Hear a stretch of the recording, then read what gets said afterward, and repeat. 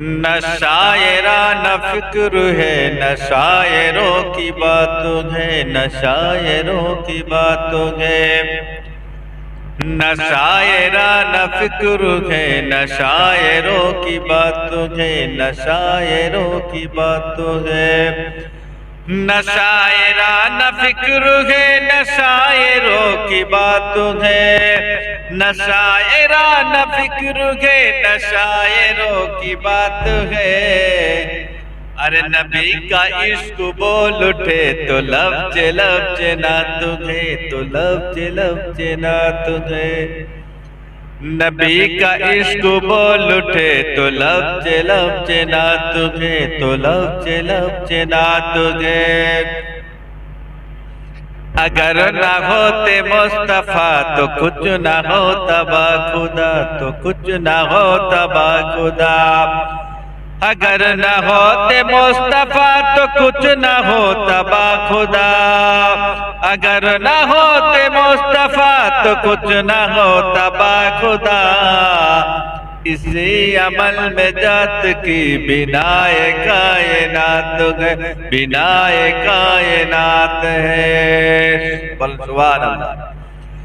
नबी का इश्क बोल उठे तो लफ्ज ना तुझे तो लफ्ज ना तुझे। नहमदुहु व नुसल्ली अला रसूलिल करीम अम्मा बाद फ़क़द क़ाल अल्लाहु तआला फ़िल क़ुरआन वल फ़ुरक़ान हमीद बरकत बिस्मिल्लाह।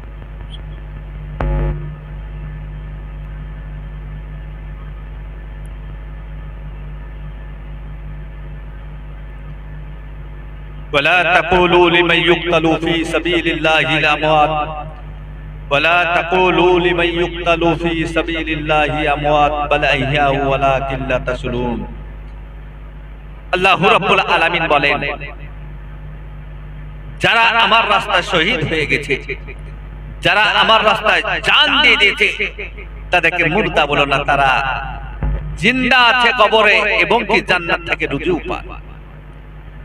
বিরাদারে মিল্লাতে ইসলামিয়া, যারা শহীদগণ হন, যারা আল্লাহর রাস্তায় কতল হয়ে গেছেন, যারা আল্লাহু রাব্বুল আলামিনের রাস্তায় নিজের জান দিয়ে দিয়েছেন, তাদেরকে মুর্দা বলো না, তারা জিন্দা আছে এবং কি তারা কবরে জান্নাত থেকে রুজু পান। বলেন সুবহানাল্লাহ। বিরাদারে মিল্লাতে ইসলামিয়া, অনেকজন বলে যে নবীগণ কবরে জিন্দা থাকে না, ওলিগণ কবরে জিন্দা থাকে না। হযরত খিজির আলাইহিস সালাম বলেন, আমি আবু হানিফা রাহমাতুল্লাহ আলাইহির দরবারে ইলম শিক্ষা করতাম। যখন ইমাম আবু হানিফা রাহমাতুল্লাহ আলাইহি ইন্তেকাল করে গেছিলেন, তারপরে আমি হযরত ইমাম আবু হানিফা রাহমাতুল্লাহ আলাইহি রওজা মুবারকে যাওয়ার পর আমি পড়াশোনা করতাম এবং কি যদি আমার পড়ার মধ্যে যদি ভুল হয়ে যেত, বিরাদারে মিল্লাতে ইসলামিয়া, আমার হুজুর ইমাম আবু হানিফা রাহমাতুল্লাহ আলাইহি কবরের ভিতর থেকে তার জবাবটা দিয়ে দিতেন। বিরাদারে মিল্লাতে ইসলামিয়া, আল্লাহর ওলি, আল্লাহু রাব্বুল আলামিনের শহীদগণ কবরে জিন্দা থাকে। জানো না, এটা আপনার আমার কথা না, এটা আল্লাহু রাব্বুল আলামিনের কথা। কেউ ইনকার করতে পারে না। যদি ইনকার করে দেয়, সে মুসলমান থেকে বাতিল হয়ে যাবে। বিরাদারে মিল্লাতে ইসলামিয়া, কবর থেকেও প্রত্যেকটি ওলিগণ জিন্দা থাকে। একজন ব্যক্তি খাজা গরিবে নওয়াজ রাহমাতুল্লাহ আলাইহির দরবারে গেছেন এই কারণে যে সে ব্যক্তির তিনটি মেয়ে ছিল, বিয়ে শাদী দিতে পারছিল না, টাকার অভাব ছিল, গরিব ছিল। সে ব্যক্তি শুনেছিল যে খাজা গরিবে নওয়াজ হযরত মাইনুদ্দিন চিশতি রাহমাতুল্লাহ আলাইহির দরবারে যদি যাওয়া যায়, তিনি হাত ফিরান না। তিনার দরবারে যদি যাওয়া যায়, তিনি কিন্তু তার আশাকে পূর্ণ করে। বলো সুবহানাল্লাহ। সে ব্যক্তি মাইনুদ্দিন চিশতি রাহমাতুল্লাহ আলাইহির দরবারে গেছেন, যাওয়ার পর ওই জায়গাতে কোরআন শরীফ তেলাওয়াত করতে থাকেন, নামাজ পড়তে থাকেন। 40 দিন হয়ে গেছে, কিন্তু কিছু খবর নেই, কিছু পাননি। সে আল্লাহর বান্দা এক জায়গায় বসে আছে, দেখছেন একটা মহিলা আসলো, যে মহিলা দুনিয়াতে নোংরা কাজ করে বেড়াতো।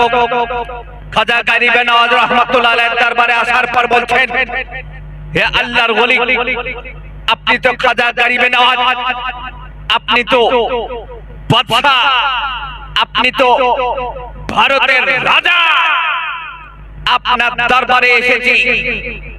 যদি আল্লাহ রাব্বুল আলামিনের কাছে যদি আপনি দোয়া করে যদি আমাকে যুবতী বানিয়ে দেন, তা আমি জিন্দেগির বুকে নোংরা মুখ কাজ করব না, আমি সৎ হয়ে যাব, আমি আল্লাহ রাব্বুল আলামিনের ইবাদত করতে লাগবো,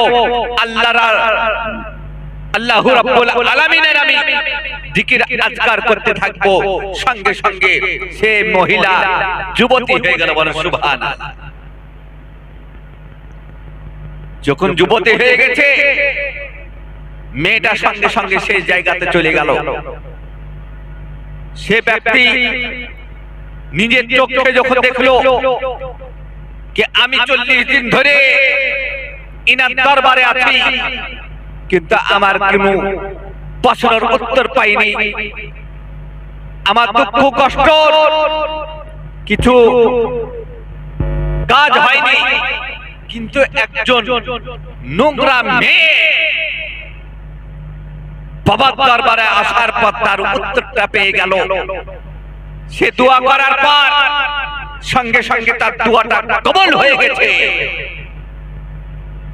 সে ব্যক্তি নারাজ হয়ে যাওয়ার পর নিজের হাতে লাঠি ছিল, হযরত খাজা গরিবে নওয়াজ মাইনুদ্দিন চিশতি রাহমাতুল্লাহ আলাইহির রওজা মুবারকে 3টি বাড়ি মেরে চলতে শুরু করলো। রাস্তাতে চলছে আর চিন্তা করছেন, আল্লাহ, আমি তো 40 দিন ধরে বাড়ি ছাড়া, আমি বাড়িতে কিভাবে মুখ দেখাবো, আমার মেয়েদের কিভাবে বিয়ে শাদী দিব, আল্লাহ তুমি আমাকে বলে দাও আমি কি করতে পারি। সে ব্যক্তি চলতে চলতে শরীর ক্লান্ত হয়ে গেছে, একটি গাছের তলায় বসেছে, বসে চিন্তা করছেন যে আমি তো 40 দিন ধরে বাড়ি ছাড়া আছি, আমার বিটিদের বিয়ে দিব কি করে। আমি বাড়ি যাওয়ার পর যখন আমার স্ত্রী আমাকে জিজ্ঞাসা করবে যে আপনি 40 দিন ধরে বাড়ি ছাড়া ছিলেন, সংসারের টাকা যখন চাইবে আমি কোথা থেকে দিব। সে ব্যক্তি চিন্তা করতেছেন, একজন ব্যক্তি ঘোড়ায় চেপে বুরখা পরিধান করে সে ব্যক্তির দরবারে আসলো। আসার বলছেন, আল্লাহর বান্দা শুনে নাও, তুমি কি চিন্তা করতেছো তোমার কি 3টে মেয়ে আছে, তুমি বিয়ের জন্য চিন্তা করতেছো, তোমার হাতে টাকা পয়সা নেই, যাও তুমি এত টাকা নাও, নেওয়ার পর তুমি বাড়ি চলে যাও এবং কি তোমার বিটিদের বিয়ে দিয়ে দাও। সুবহানাল্লাহ। সে ব্যক্তি আল্লাহর বান্দা বলছেন, হুজুর আপনি কে, আপনার চেহারাটা দেখান।